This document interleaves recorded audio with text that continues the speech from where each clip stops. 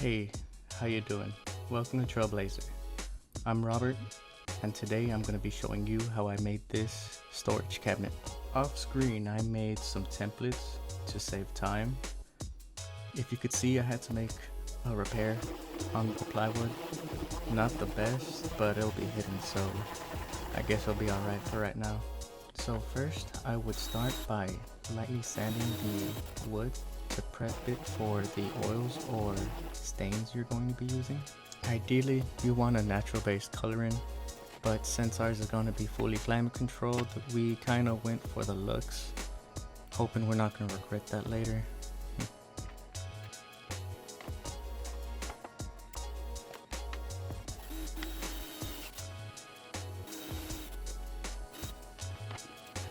Well, I started with transferring my line from where I wanted my first shelf to be, pre-drilling and countersinking the holes. I did that by using this drill bit that came in with my pocket hole jig. I got it off Amazon for $20. I repeat the process for the first shelf, sanding when I'm finished.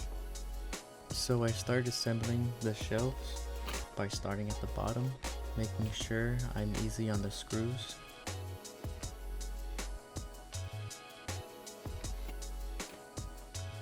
And then moving on to the bottom, just transferring the marks to bring them 3/8 down to line up to the center of the plywood. Just making sure I keep uniformity with the other holes. I could probably go without the big pencil mark, but it's sandable, so it'll be alright.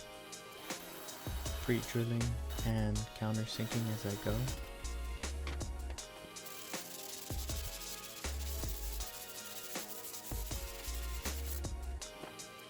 I thought of this trick to help me keep the plywood in place.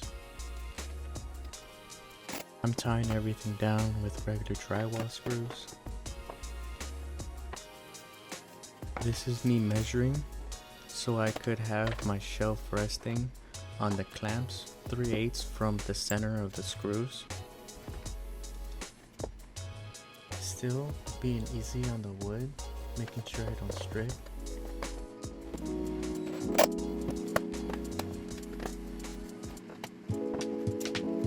Here doing the same for the top board, making sure the line is 3/8 down from the top, sanding everything down in the finish.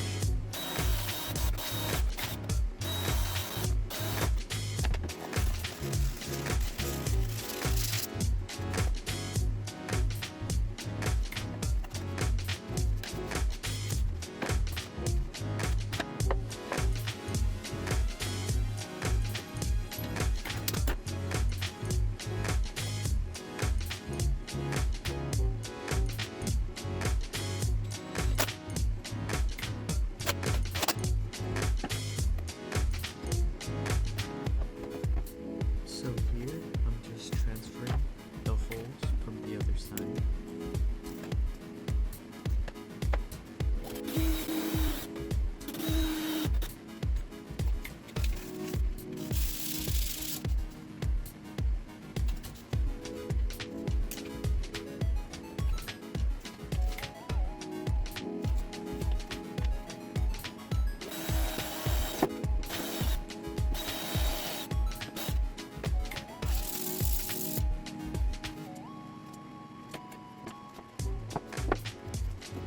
It's finally starting to take shape.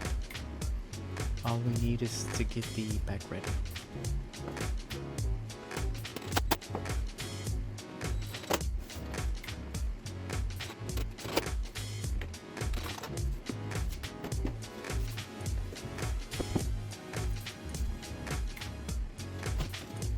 So I'm using this regular 1/4 inch plywood as a sturdy back.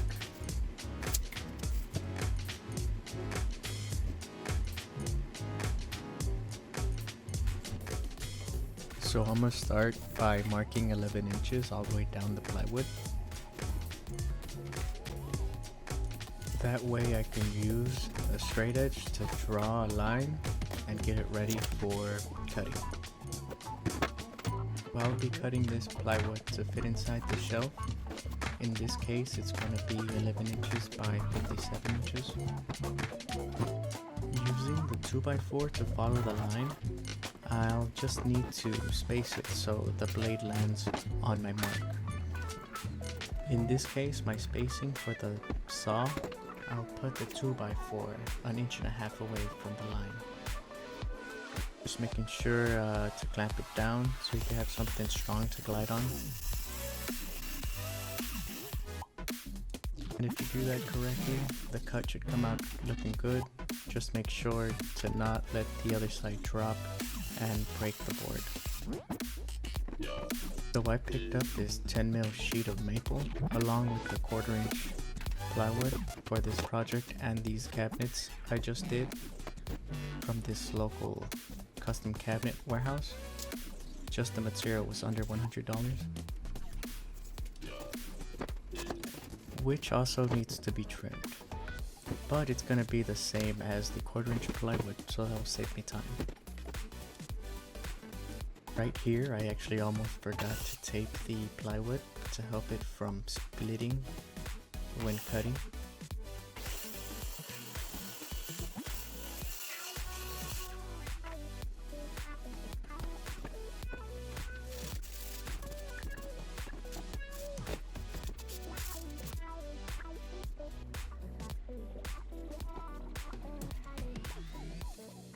Doing more of the same, I started the steps to getting a straight line down the length of the sheet.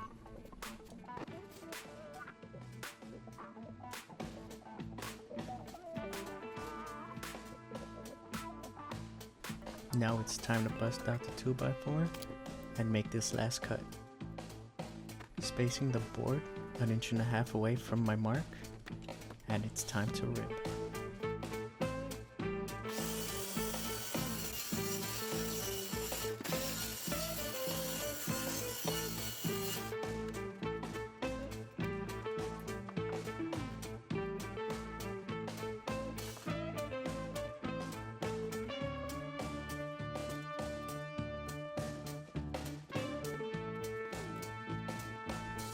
So everything's looking like it's gonna fit this time. So that's good. Now I can put a pilot hole in this end because it's too close to the edge and I don't want anything to split. Start by driving a screw to hold this side together in place, and then I'll move to the other side and drive a screw on the same side. You see me struggle, but later I find out it's better to transfer my lines first. Now with the 2 spots being held down by the backer, you'll just need to lean forward and feel for the shelf to line up with the square.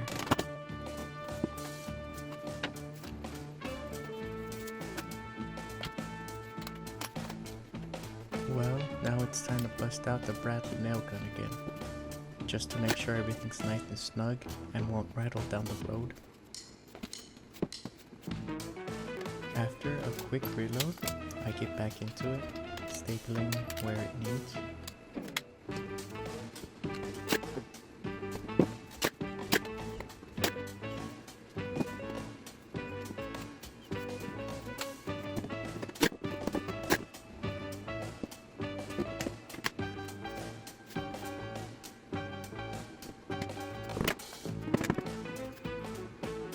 Now to clip the ends off the plywood from the Bradley nails. I just used some dikes that I had laying around. Tightening the screws as I go. So I noticed the holes weren't gonna line up. So I moved on to the next set of holes. Accidents happen, but no need to worry, a little wood filler will clean it right up. So after eyeballing the center of the area, I have the next marks for my new holes.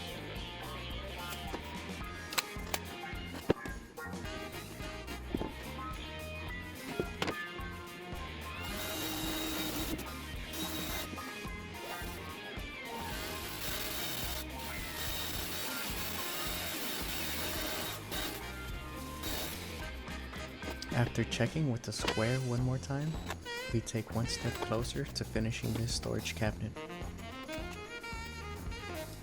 And that's me filling the holes up with wood filler from the mix-up. So how I decided to take this next step was to cut these two plywoods at the same time, but I kind of ran into a small issue. I couldn't start at the ends of the cut because of the depth of the blade being too long.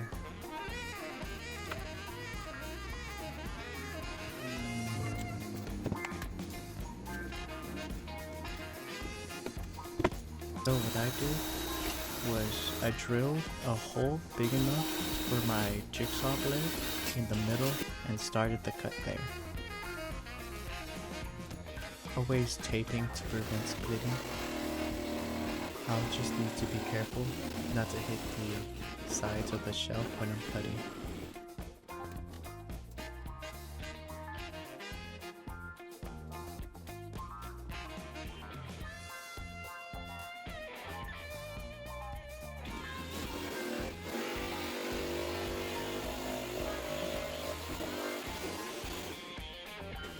And I'll just use this small handsaw to finish the cut.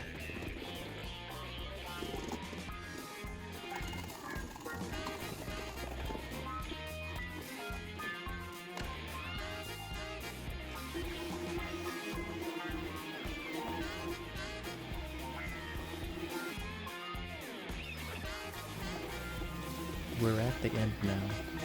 Just need to do some detail work by filling all the holes left by the screws and the Bradley nails and sand smooth.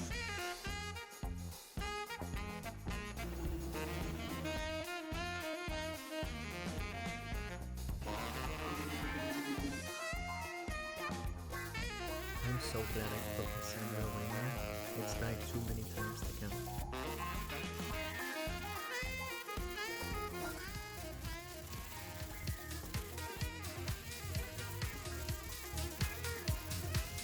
Well, that's it for me on this one. Thanks for watching. This was how I made my storage cabinet for my screen. If you made it through the video, here's how I made that repair on the blade. Thanks for watching, and I'll see you next time.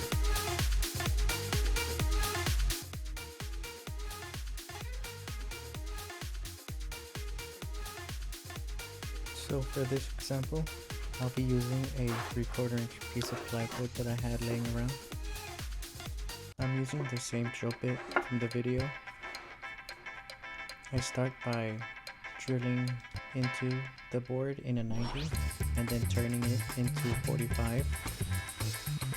I should have drilled it deeper to prevent this from splitting in the later video. I'll repeat the process on the other side. Now, with putting a good bead of wood adhesive, I snug it into place.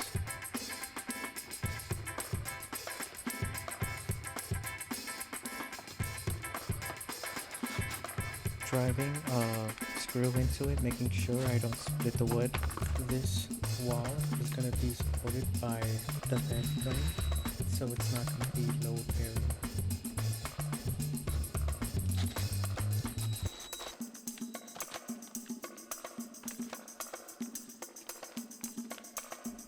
I'm going to hit it with a hammer to knock it flush.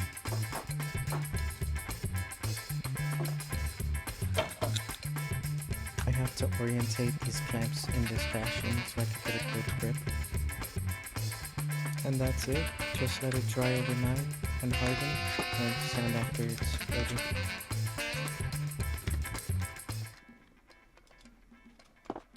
Again, thanks for watching, and I'll see you in the next video.